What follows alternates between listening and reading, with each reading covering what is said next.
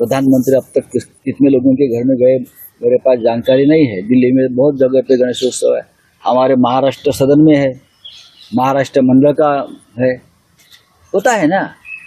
लेकिन chief justice साहब के पास प्रधानमंत्री जी गए और प्रधानमंत्री जी और सर हमारे चीफ जस्टिस साहब ने एक साथ मिलकर आरती भी उतारी भगवान की।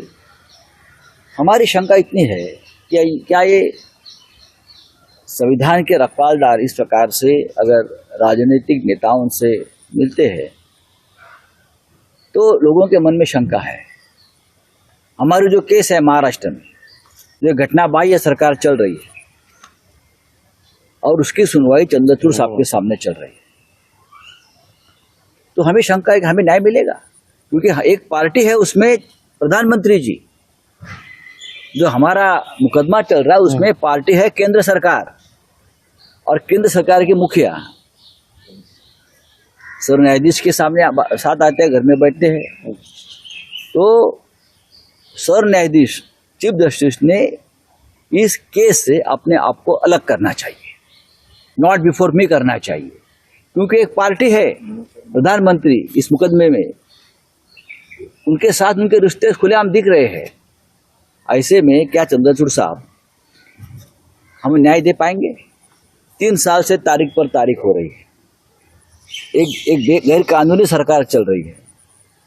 एनसीपी और शिवसेना जैसी पार्टी को जिस तरह से तोड़ा है, हाँ, उनके सामने ये भी गलत है, हमें न्याय नहीं मिल रहा है।